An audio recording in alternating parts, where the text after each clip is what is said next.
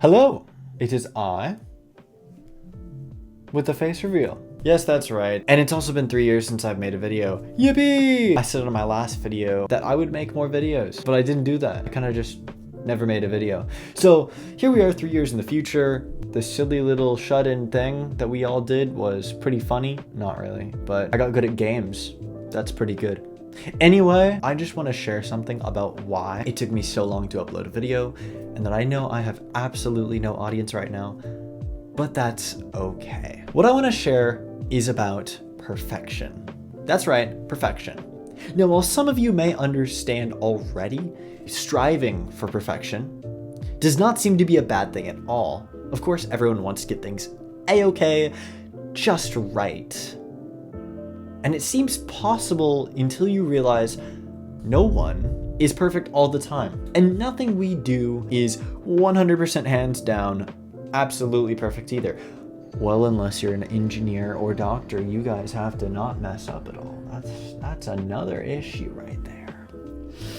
Perfection for me is something I've always felt is necessary to do, whether that be due to my desire to be great at something I'm working on, or just an annoyance in the back of my mind telling me something is always wrong. And while it seems to be beneficial, striving for perfection often leads to the incompleteness of nearly everything. And I want to share with you all that we don't need to achieve perfection all the time. Hey, that's a pretty good intro. Oh yeah! I'm not insane, I swear. When I was in my first few years of high school, yes, I probably look fresh out of high school depending on how you view my age, I kept getting behind on homework. Maybe you all were in school.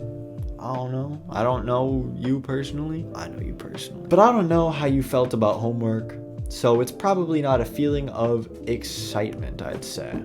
Now, I am weird. And the reason I got so behind on homework was not because I didn't do it. I mean, I didn't do it, you know, like the normal, oh, I don't want to do this today, bro.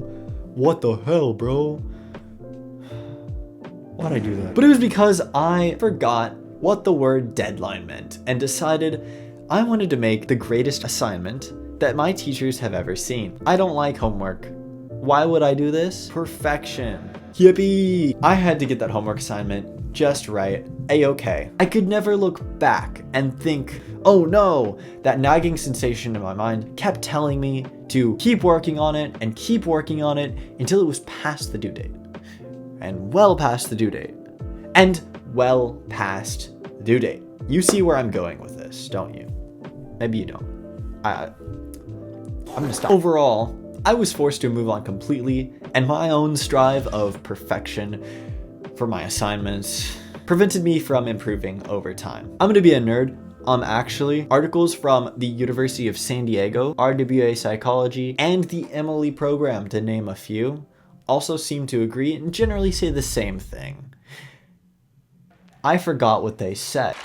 Perfectionism is a fear of failure and disapproval, can cause frustration and disappointment, even though at the surface it is often looked at and equated with success. Now, it took quite a while and some talking to with my parents, who, props to them, are awesome and helped me greatly. But once I started to understand how it affected me, I changed up my act, deciding to not make my homework assignments perfect, but good enough.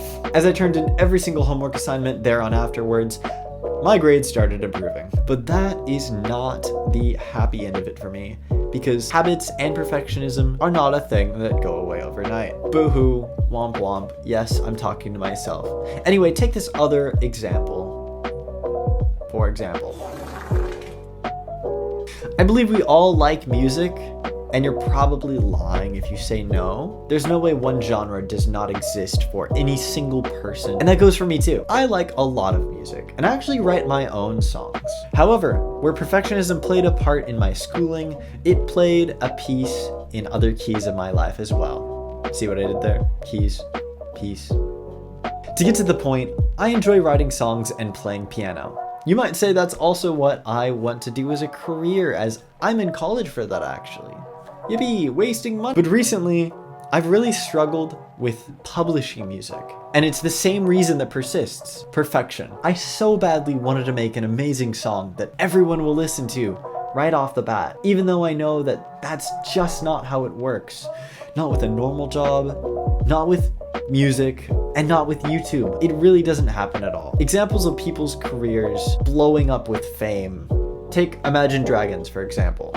These did not blow up out of nowhere, but instead had been working at their goals for about 6 years, maybe longer, until they finally hit things up with a good label and made an awesome song that struck their fame in 2012. Yes, I know that was a while ago, and yes, I do still remember that. But striving for perfection doesn't need to play a part in any of this. I already have learned it's not beneficial for me or anyone else with the same mindset. Instead, good enough will get you further. Quote from an article by Mind Tools. Learning to recognize when good enough really is good enough can save time and energy for when perfectionism is really needed. And otherwise, the quest for perfection only results in increased stress and burnout.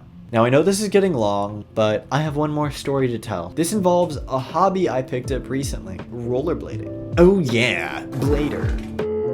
I used to go rollerblading with my dad and brother when I was younger, and I hadn't been back on skates for the longest time until me and my dad walked by the coolest rollerblade store we'd ever seen and figured, you know, we have to get ourselves some rollerblades. Ever since then, I've been interested in getting good at rollerblading and being just like the people at the skate park, doing flips and awesome tricks. But as with before, luckily less so this time, perfectionism stepped in and tried to intervene. Now, the obvious fear of getting hurt while doing any of this at a skate park is obvious and startling, but what really plagued my growth was that I ended up for the longest time wanting to be capable of skipping that step of failure entirely and jumping right in to being good.